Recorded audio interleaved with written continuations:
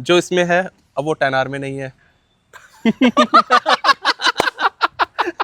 तो भाई फायदे से है तो ये टूरर बाइक, वही मैं कहने वाला था, मैं वही कहने वाला था, ये है तो स्पोर्ट्स टूरर हाँ। और दिखावटी। दिखावटी। हाँ।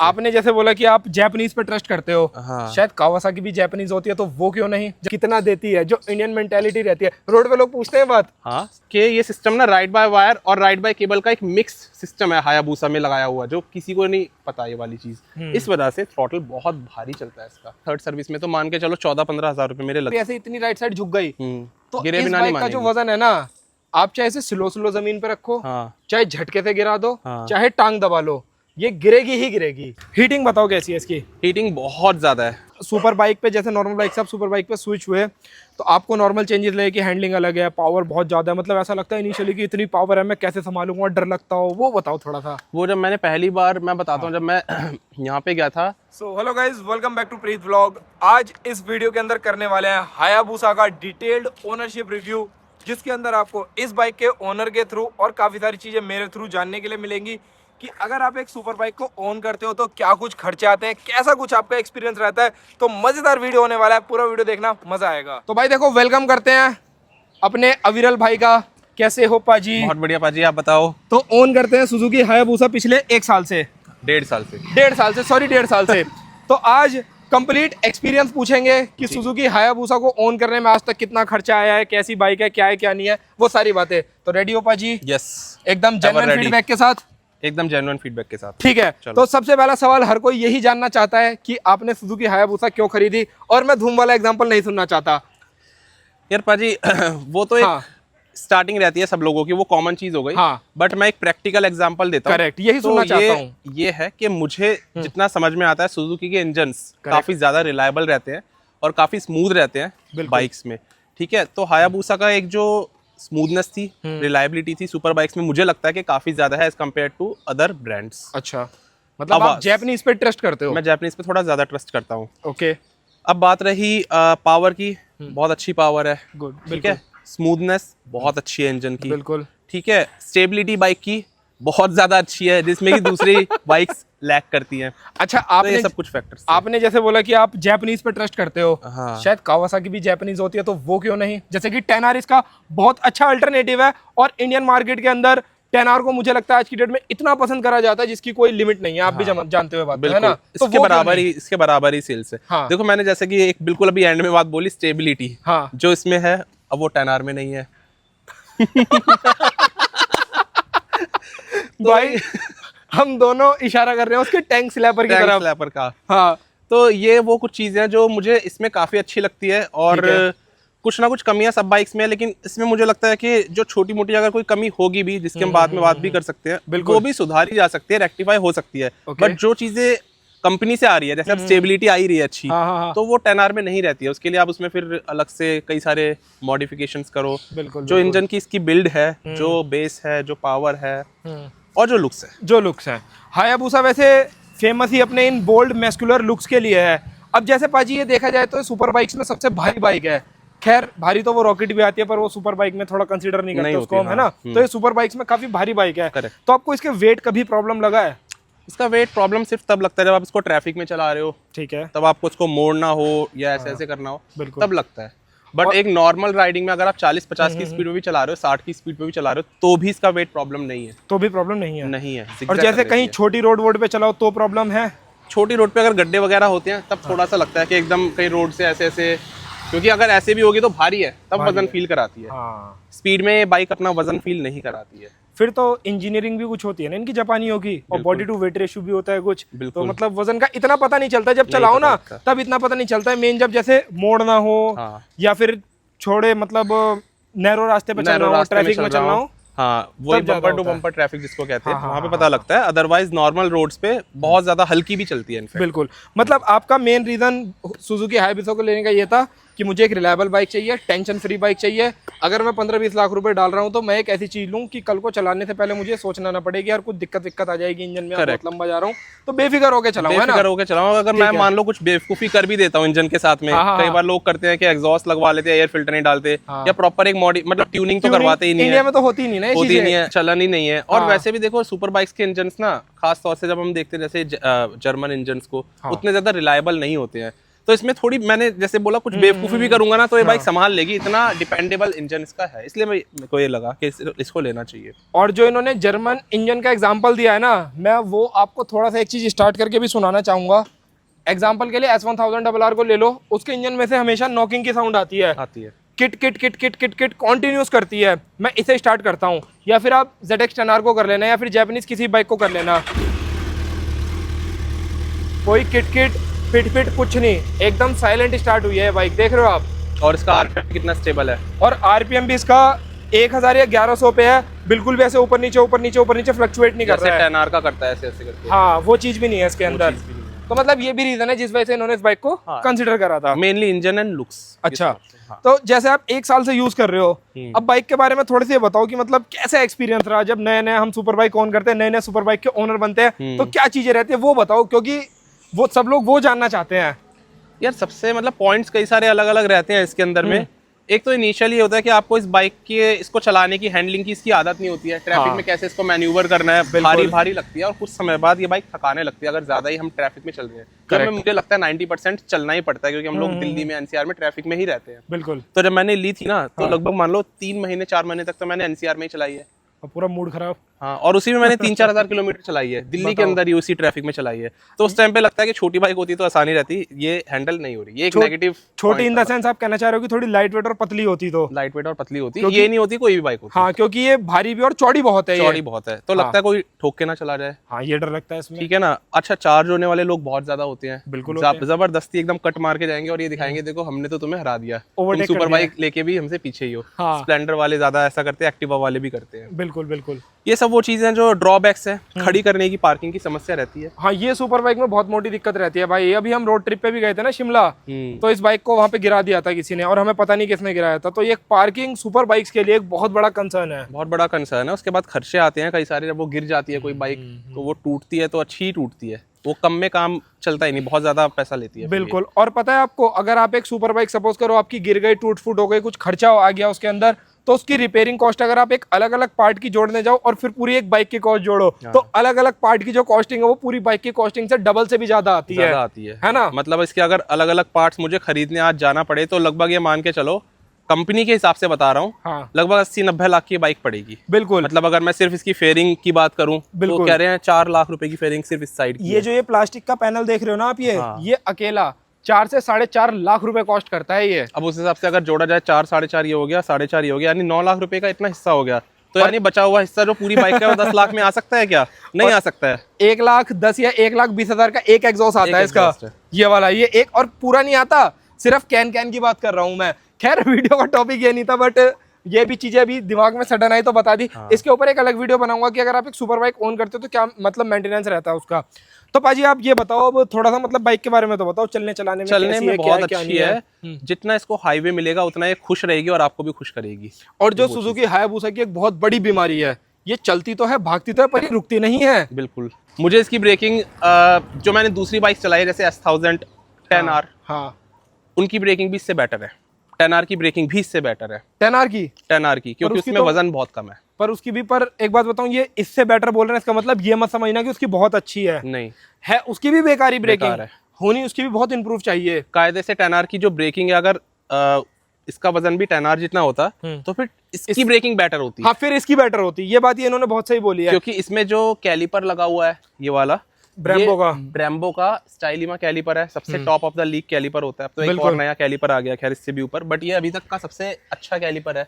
10R में इससे नीचे के कैलिपर्स लगे होते हैं, तो इसलिए उसकी ब्रेकिंग बेकार है। ठीक है, लेकिन उसका वजन इतना कम है कि वो फिर भी इससे बेटर रुक जाती है, बट उसकी ब्रेकिंग भी कोई अच्छी नहीं है। और हम S1000 से कंपेयर करें फिर तो ये आसपास भी नहीं है। और इस कैलिपर का मैं आपको एक एग्जांपल और दे देता हूँ, ये वही कैलिपर है, ये वही ब्रेकिंग है जो डुकाटी अपनी बाइक्स के अंदर यूज करती है। करेक्ट। और H2 डुकाटी में भी होती है। H2 में भी होती है। और डुकाटी H2 ऐसी बाइक्स हैं जो परफॉर्मेंस के लिए और जबरदस्त ब्रेकिंग के लिए ही मशहूर है सही कि बात वो है। भागती एकदम है, रुकती एकदम है। जब वो सेम ब्रेकिंग सब कुछ इसके अंदर सेम हो रही है फिर भी नहीं रुक रही है, तो इसके अंदर मतलब कुछ ना कुछ कमी है। उस ब्रेकिंग को भी इंप्रूव करा है, वो मैं नेक्स्ट वीडियो में बताऊंगा। ये बात हमने करा है, मतलब सुजुकी वालों ने नहीं करा है, हमने पैसे लगाए हैं ऊपर से, तो वो मैं बाद में बताऊंगा आपको, ठीक है। तो पाजी अब थोड़ा सा ड्रॉबैक्स की बात करें बाइक के।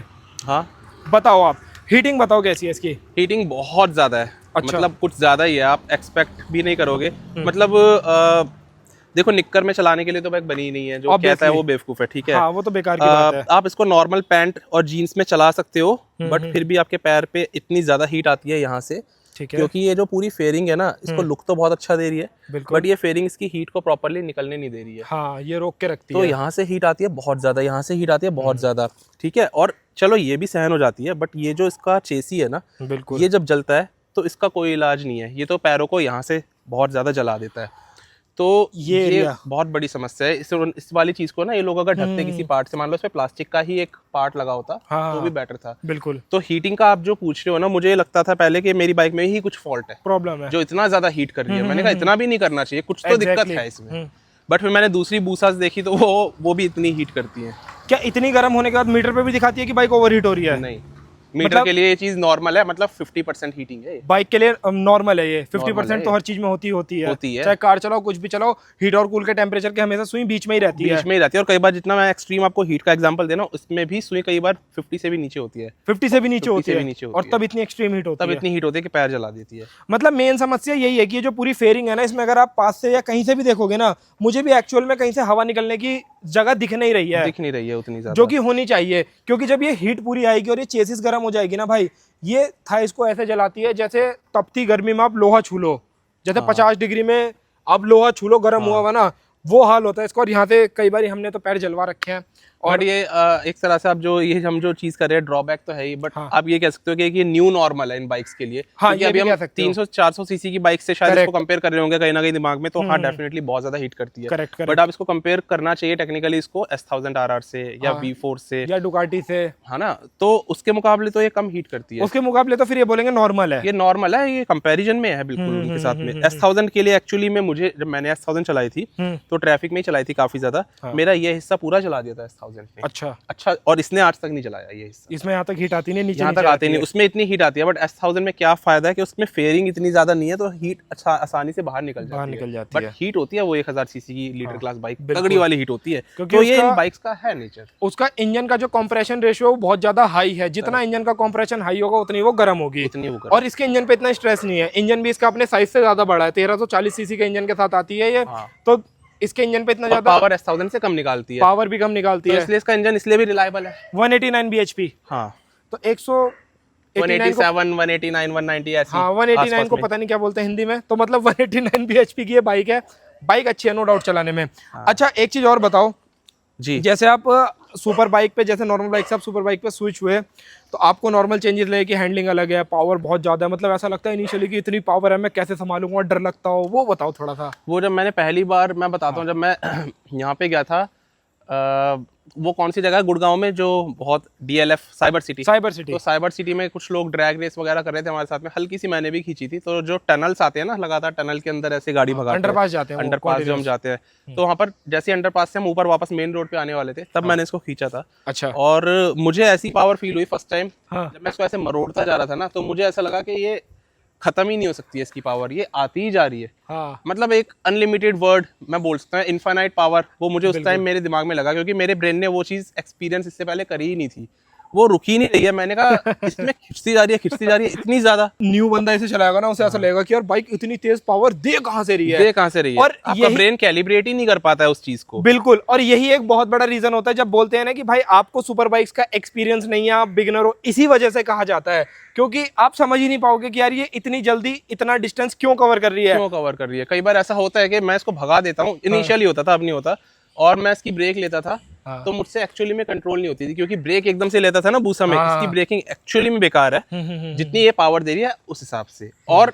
इसके टायर्स इतने बेकार थे जो स्टॉक आते थे कि ये ना ब्रेक लेते ही एकदम से अपनी लाइन पूरी छोड़ दी थी, अगला टायर भी एकदम पकड़ छोड़ता था, पिछला टायर भी एकदम पकड़ अपनी छोड़ देता था।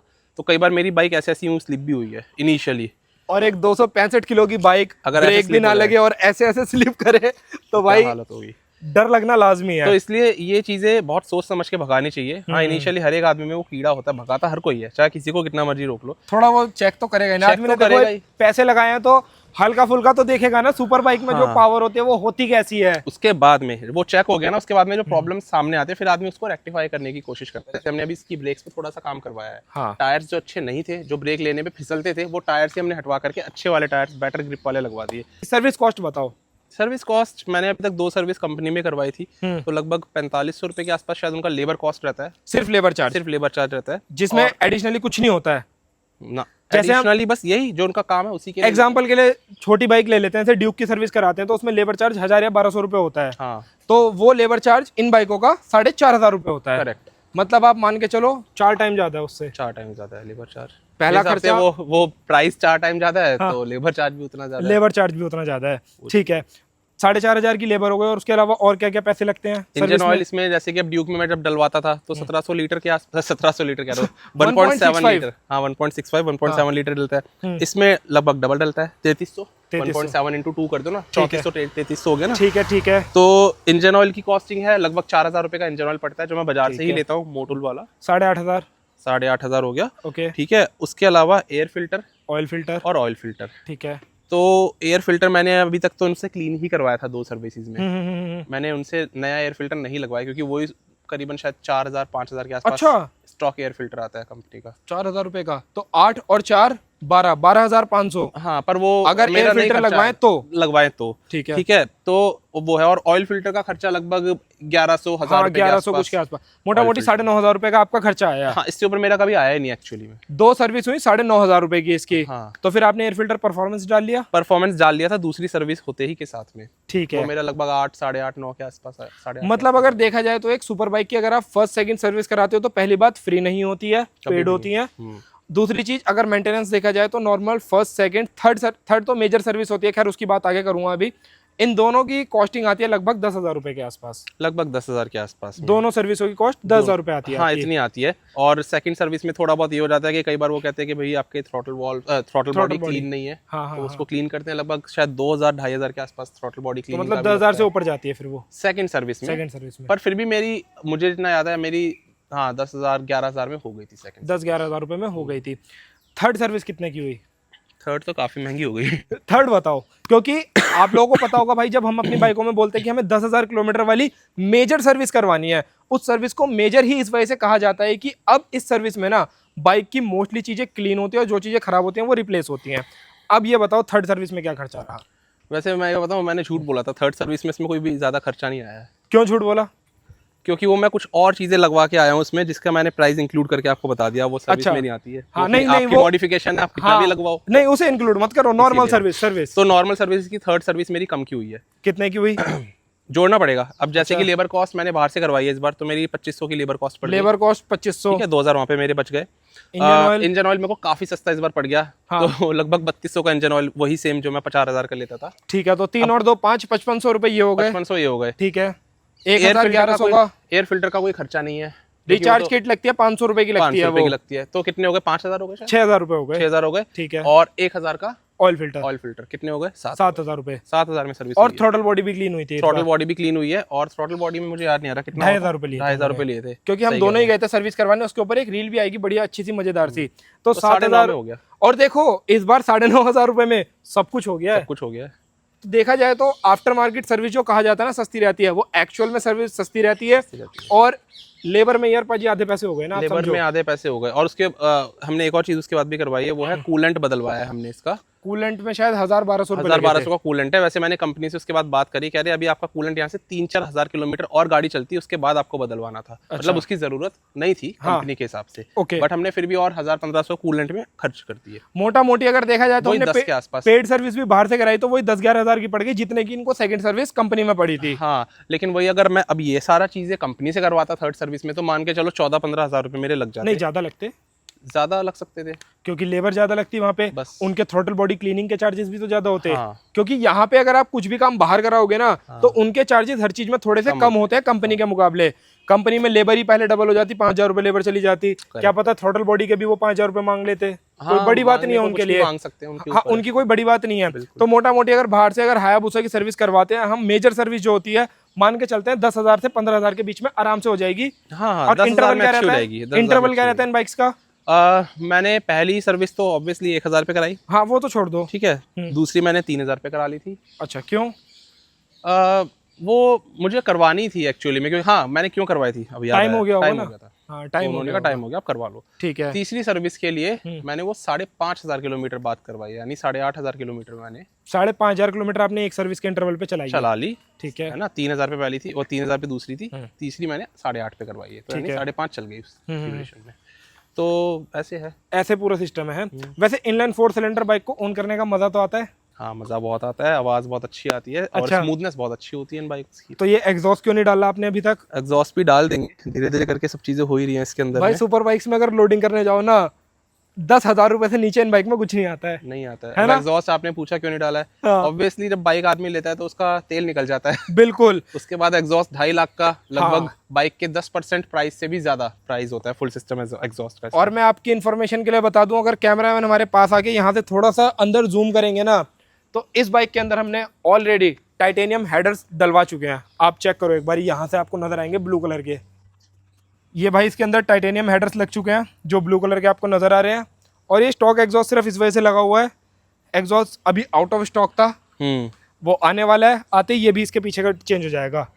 तो मोटा मोटी आपके इसमें 3 लाख रुपए का खर्चा है, 2.5-3 लाख रुपए का है। हाँ, एग्जॉस्ट अगर फुल सिस्टम लगाते हो तो 2.5 का है, कंप्लीट टाइटेनियम में। कंप्लीट टाइटेनियम में इन बाइकों में तो भाई अच्छा ही लगवाना चाहिए। और थोड़ी सी ट्यूनिंग जो होती है ना, जो इंडिया में हम लोग नहीं करवाते हैं, तो वो भी करा लेनी चाहिए, बाइक के लिए ठीक रहती है। जब हवा बढ़ गई है उसकी तो तेल और जो मिक्सचर होता है पूरा, वो भी सब चीजें इक्वली बैलेंस चलेंगी तो बाइक अच्छे से ब्रीथ भी करेगी, चलेगी भी और एवरेज भी अच्छी देगी। एवरेज भी अच्छी देगी। तो ठीक है, ये चीजें इसलिए जरूरी होती हैं। तो आपको मतलब बाइक के अंदर कोई ऐसी मेजर कुछ प्रॉब्लम वगैरह लगी अभी तक 1 साल के अंदर, जिसके लिए आप थोड़ा अपना दुखड़ा रोना चाहो? मैं चाहता हूँ आप रो। खर्चों के अलावा तो कुछ नहीं। और हाँ, बस ये है कि बाइक प्रैक्टिकल नहीं है। अगर आप सोचते हो दिल्ली में रहते हुए आप ये बाइक चलाओगे और थोड़ा बहुत ऐसे निकाल लिया कहीं पे, तो वो फिर आपकी इंटेंशन ही गलत थी इस बाइक को परचेज करने की। आपको कुछ और खरीदना चाहिए था। तो उसको मैं इसका नेगेटिव पॉइंट तो नहीं बोलूंगा। नहीं, देखो जो इसका कैरेक्टर ही नहीं है, जिस काम के लिए चीज बनी नहीं है और आप इसका बाइक से वो काम करवाना चाहो और फिर आप इसे बोलो कि ये गलत है, तो फिर वो तो फिर आपकी बेवकूफी है ना। बात रही प्राइस की और खर्चों की, वो खर्चे मुझे एक्सपेक्टेड थे कि लगभग होंगे पर ईयर के हिसाब से। इसमें लगभग 2 लाख रुपए मान के चलो इन बाइक्स में ये लेती है। 1 साल का 2 लाख रुपए का खर्चा। वो कैसे है डिटेल में बताऊंगा। हो जाता है कहीं ना कहीं से निकल ही आता है वो, ना करते करते आ ही जाता है वो, है ना। ठीक है, फिर आदमी सोचता है ये भी लगवा लूं यार, एक्स्ट्रा कुछ और चीजें लीप अप होती है, कुछ ना कुछ करवा लूं अपनी बाइक पे। आदमी करवाता रहता है। और पता है जब बाइक में थोड़ा थोड़ा काम कराना, फिर अंदर से मन करता है थोड़ा और और बाकी आसपास के लोग और मन करवा भी देते हैं। हाँ ये बात भी है, उनकी बाइक में कुछ काम हो रहा हो तो। हाँ वो कहते हैं कि भैया ये भी लगवा लो वो भी लगवा लो। तो इस तरीके से चीजें रहती हैं। तो मतलब ये भी ड्रॉबैक में कंसीडर कोई करने वाला वो कर सकता है कि हाँ भाई खर्चा बहुत है इन बाइक्स का ओन करने के बाद में। नहीं, बट वो आपको पता होना चाहिए था ऑब्वियसली लेने से पहले। अगर आप बाइक खरीदने के बाद बोलते हो कि ये बाइक मेरे लिए बहुत खर्चा करा रही है, इसका मतलब आप एक बाइक को अपनी रिक्वायरमेंट के, अपने पॉकेट के अकॉर्डिंग खरीद ही नहीं रहे हो। ये आपका फॉल्ट है। करेक्ट। आप बाइक खरीदने से पहले ये सोच के चलो कि इसका इतना खर्चा ये इन चीजों पे कराएगी, क्या मैं अफोर्ड कर सकता हूँ? अगर हाँ तो खरीदो, अगर नहीं तो मत खरीदो। और अगर नहीं कर सकते और फिर भी खरीदते हो तो भाई देखो आपका फॉल्ट है ये, और फिर आप किसी और को इसके लिए ब्लेम नहीं कर सकते हो। सही बात है। अब आप अपने मदर फादर को ब्लेम करो कि मैंने बाइक ले लिया, अब इसका खर्चा करो, तो गलत बात है ना यार। वो तो बिल्कुल तो इस बात का कोई लॉजिक नहीं है। अब भाई देखो, एक मैं ऐसा विश्व का सवाल पूछने जा रहा हूँ जो मुझे पूछते हो पूरा कतराना चाहिए, डरना चाहिए, खौफ खाना चाहिए, पर मैं नहीं खा रहा हूँ, फिर भी पूछूंगा। हाँ जी, मैं इधर आ गया। सवाल खतरनाक होगा ना, इसीलिए। कितना देती है, जो इंडियन मेंटालिटी रहती है, रोड पे लोग पूछते हैं बात। हाँ, सबसे ज्यादा देखो मैं बताता हूँ, सवाल पूछने का सबका एक वर्ग जो है ना, अलग अलग लोगों का, वो इसी तरीके के सवालों में डिवाइडेड है। जो यूथ होगा, भैया कितना भगा रखा है आपने इसको, ठीक है। उनका सवाल कभी एवरेज नहीं होगा, भैया कितना खींच रखा है, बिल्कुल, ठीक है, 300 चली जाती है। जो अंकल लेवल के जो लोग होंगे 50 साल या उनसे ऊपर, उससे ऊपर की उम्र वाले, वो पूछेंगे माइलेज का सवाल। और उनका एक सवाल और भी होता है, इतने पैसों की ये बाइक ली, इतने की गाड़ी क्यों नहीं ली? वो ये भी पूछते हैं। इतने में तो भाई गाड़ी आ जाती है अच्छी सी। तो ये सारे सवाल होते हैं। हाँ। बट आपने जो अभी पेट्रोल का पूछा, तो माइलेज इसकी लगभग 12 के आसपास आती है, एक कार जितनी समझ लो। सिटी में? सिटी में आ जाती है 12 की, 12.5 की भी आ जाती है। और हाईवे पे? हाईवे पे तो एक बार आप ही ने निकाली थी बहुत तगड़ी माइलेज। हाँ, मैंने और निकाली वो थी। हम लोग जब आ रहे थे दिल्ली, तो इन्होंने शिमला कोई से दिल्ली आते वक्त एक्सपेक्टेशन नहीं थी वो माइलेज निकालने की, इसने अपनी हाँ, मर्जी से दी थी। अपनी मर्जी से दी थी, और वो माइलेज थी 17 की। 17 की, 17 पॉइंट कुछ की थी, 17 पॉइंट कुछ की। जिसमें स्टॉक बाइक थी पूरी, ये हेडर वेडर सब कुछ स्टॉक था। हाँ। एग्जॉस्ट भी लगा हुआ था, ये गंदा था, इतने वजनदार, और हम 2 लोग भी थे, बाइक पे सामान भी था। सही बात और तब भी बाइक ने एवरेज दी थी 17 की, और मैं कांस्टेंट चलाऊंगा लगभग 100-150 इस स्पीड पे मैं कांस्टेंट चलाऊं। और कंटिन्यू जब मैंने क्रूज पे चलाई थी 120 पे तो चली रही थी ये, क्योंकि ये ऐसी बाइक है भाई, ये 90-100 तो इसके लिए फील ही नहीं होता है, भारी है ना, ये रोड का राजा है। हाँ, हाँ, सही बात है। इसका जो भारी होने का फायदा है ना, हाई स्पीड पे बहुत फायदा मिलता है उसका। हाँ। ठीक है जी। तो ये है, और ड्रॉबैक की और बात करनी है तो बता सकता हूँ मैं एक हाँ, दो आप चीजें। बताओ, बिल्कुल बताओ।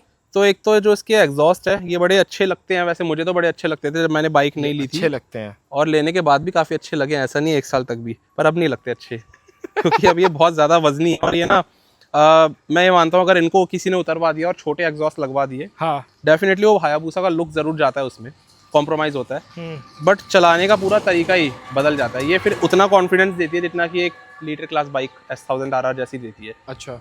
क्योंकि मोड़ने में, रोकने में, ट्रैफिक में, ये जहाँ अपना वजन फील करवाती है ना, मेजरली इनकी वजह से करवाती है। करेक्ट। यही आपने उतार दिया तो बहुत ज्यादा फर्क पड़ता है बाइक को चलाने में, और बाइक बहुत खुल के भागती है। तो ये काफी ज्यादा कॉन्फिडेंस लूज करते हैं, मैंने ये देखा है। ये कॉन्फिडेंस बिल्ड नहीं करते। हाई स्पीड पे भी कोई इनकी जरूरत नहीं है, बिकॉज हाई स्पीड के अंदर में भी बाइक जो अपना एक कॉन्फिडेंस देती है, वो अपने एरोडायनेमिक नेचर की वजह से देती है, जो ऑलरेडी काफी अच्छी है। ऑब्वियसली। तो इनका कहीं से कहीं तक कोई सपोर्ट नहीं है। जिनको लुक्स अच्छी लगती हो ठीक है, लेकिन जिनको नहीं लगती उनको ये लुक्स में भी फिर बेकार ही लगते हैं, यार उसमें भी पाजी, अच्छे नहीं लगते। मोस्टली लोगों को इनकी जो लुक्स है ना वो नहीं पसंद है। मोस्टली लोगों को नहीं पसंद। मोस्टली लोगों को जो एग्जॉस्ट है ना, ये ऐसा लगता है कि ये इस बाइक की लुक को ना थोड़ा सा खराब कर रहा है। मोस्टली लोगों का यही कहना है, क्योंकि आजकल एग्जॉस्ट वो छोटे स्लीक से, पतले से, कॉम्पैक्ट से वो और चलते हैं। वन साइडेड, एक साइड पे जो डुअल साइड वाले है नहीं जमाना, यही बची है आखिरी सुपर बाइक है ना, जिसमें डुअल साइड एग्जॉस्ट आते थे। बिल्कुल बिल्कुल। तो एक ये इसका ड्रॉबैक मुझे लगता है, अच्छा ड्रॉबैक है, बहुत सबसे बड़ा ड्रॉबैक मुझे यही लगता है इसका। और सेकंड, हाँ, वो हैंडल वाला और बताओ। हैंडल वाला बता देता हूँ मैं। और ब्रेकिंग वाली वैसे मैंने बात रख दी थी, बट एक्चुअली में इसकी ब्रेकिंग कंपनी को और बेटर करनी चाहिए थी। ये स्टाइलिमा कैलिपर्स हैं, सब चीज़ अच्छी, बट ये ब्रेकिंग अच्छी नहीं है इस वाली बाइक की, नई हायाबुसा की भी, पुरानी की तो बहुत। और एक चीज़ और बताऊँ, हेलमेट तो पकड़ना जरा। जैसे कि आप इस बाइक को बैठ के ऐसे सीधा करोगे ना नॉर्मल, और ऐसे राइट हैंड साइड पे कहीं मोड़ रहे हो, और जैसे कि भाई हम भी अगर सुपर बाइक को पहली बार चलाएंगे तो हम भी उसके लिए बिगिनर हुए, आप हो चाहे मैं हूँ।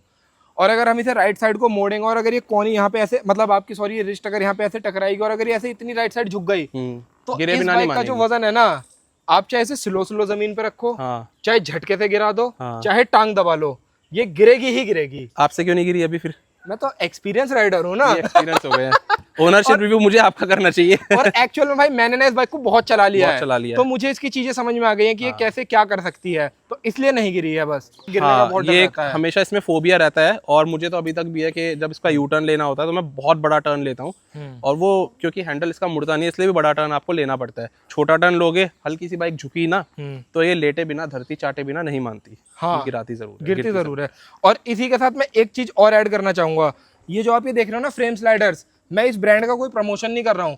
आप किसी भी कंपनी का अगर अच्छे फ्रेम स्लाइडर लगाते हो ना, और अगर ये बाइक राइट साइड को सपोज करो इस फ्रेम स्लाइडर पे पूरी रखी जाए, पूरी बाइक पे एक सिंगल स्क्रैच नहीं आएगी, पूरी बाइक को कवर करता है ये। क्लच का और एक्सीलेटर का और समस्या बताओ लोगों के साथ, जो लोगों को नहीं पता है, क्योंकि ये ओनर बताएगा तो ज्यादा लोग समझेंगे। मैं बताऊंगा तो कहेंगे अरे तुझ पे कहाँ बाइक है, तुझे क्या पता। वो समझते नहीं लोग कई बार, क्योंकि आपने अच्छी चलाई है, फिर भी आप उनको पता है। सही कह रहे हैं, पॉइंट अच्छा है। हाँ, तो ये चीज आप थोड़ा सा बताओ। हायाबुसा के अंदर एक बहुत ही यूनिक सी चीज मुझे लगती है, मतलब मुझे क्या लगती है, बनाई कंपनी ने ऐसी। हाँ, कायदे से ये राइड बाय वायर बाइक है, ठीक है। यानी कि ये सिस्टम थ्रॉटल का जो एक्चुएटर्स तक होता है उसमें कोई वायर, कोई केबल नहीं होती है। बट अगर मैं इसको ऐसे करता हूँ तो ये आवाज आती है वायर की। किसी भी राइड बाय वायर में वाली बाइक में ऐसी आवाज नहीं आ सकती है। वो अगर आ रही है इसका मतलब इसमें वायर पड़ी हुई है। और ये चीज़ जब मैंने बाइक को अभी खुलवाया था कुछ दिनों पहले, तो देखा था यहाँ तक वायर पूरी चल रही है। वो थोड़ा सा सिस्टम है आगे का जो एक्चुअली में वायरलेस है बस। और यहाँ तक की वायर जो चल रही है ना, यहाँ पे हैवी वायर्स, यहाँ से 2 वायर दिखती हैं, देखो 2 वायर दिखती है। ये जो 2 वायर दिख रही हैं आपको ना, इनकी बात हो रही है। इनकी बात हो रही है। इस वजह से क्या हो रहा है कि ये सिस्टम ना राइड बाय वायर और राइड बाय केबल का एक मिक्स सिस्टम है हायाबुसा में लगाया हुआ, जो किसी को नहीं पता ये वाली चीज़। इस वजह से थ्रॉटल बहुत भारी चलता है इसका। और ये लंबे समय तक आप ऐसे चलाओगे ना बाइक को, या फिर आपको अगर ट्रैफिक में चलानी हो तो यहाँ पे ना ऐसे इधर दर्द होता है। क्योंकि बहुत हैवी थ्रॉटल है। S1000 का थ्रॉटल हल्का है, 10R का थ्रॉटल हल्का है, इसका बहुत भारी है। तो ये चीज़ अच्छी नहीं है। राइड बाय वायर है तो प्रॉपरली होनी चाहिए थी, ये केबल नहीं होनी चाहिए थी। यहाँ तक कि वो ग्लैमर एक्स आई है ना, उसमें भी प्रॉपर राइड बाय वायर है, प्रॉपर एकदम प्रॉपर राइड बाय वायर है उसके अंदर भी, और उससे ऊपर की बाइकों में तो ऑब्वियसली होता है। पर इसमें जो ये केबल का और उसका जो सिस्टम करा है ना, मिक्स कर ये दिया सुजुकी ने सिर्फ पैसे बचाने के लिए करी है ये चीज। एक 20 लाख रुपए की बाइक के अंदर पाजी प्रॉपर सिस्टम होना चाहिए, प्रॉपर सिस्टम होना चाहिए था। ना? या तो पूरा राइड बाय केबल देते या पूरा कंप्लीट केबल देते हैं, हाँ, या पूरी वायर देते। अब इन्होंने यहाँ तक की केबल चला दी, उसके आगे का थोड़ा सा वायरलेस का रखा है, तो राइड बाय वायर और भी है, इसका राइड बाय थ्रोटल केबल भी है। एक्चुअल में इतना हैवी घूमता भाई, अगर ज्यादा देर चलाओ ना इसको, ये भाई रुला देती है, रुला देती है। अब कुछ लोग ये भी बोलेंगे ना कि आप क्रूज पे चला लेना, ऐसी बात है तो थोड़ी बहुत क्रूज में पहाड़ों पे जा रहे हो तो क्रूज पे कैसे चलाएंगे, या ट्रैफिक में चल रहे हो तो क्रूज पे कैसे चलाएंगे। ठीक है, अब ट्रैफिक में अगर चल रहे हो तो बाइक में देखो इनिशियली इतना पावर होता है, इतना आरपीएम पे बाइक एक चलती है 1-1.5 पे, कि सिर्फ आप क्लच पे भी चला सकते हो, बाइक क्लच पे आगे जाती है। बट इसका क्लच इतना हैवी है और इतना दूर चलता है, तो इसका जो क्लच है ना, ये पहली बात तो देखो है तो हाइड्रोलिक क्लच, इसमें वायर इसमें भी नहीं है, लेकिन बहुत हैवी है। इतना हैवी है कि आपका हाथ दुखा देगा ट्रैफिक के अंदर, और आप कहोगे यार बस अब इस बाइक को कहीं पे कोने में रोक के खड़ी कर दो। फिर आप चाहोगे यार इसके क्लच को थोड़ा पास कर लेते हैं क्योंकि एडजस्टेबिलिटी दे रखी है, बट ये क्लच एडजस्ट बहुत ही थोड़ा होता है, ना के बराबर होता है। यानी कि यहाँ पर अगर चलता तो भी इस क्लच से काम चल जाता, बट ये क्लच दूर भी चलता है और ये हैवी भी चलता है।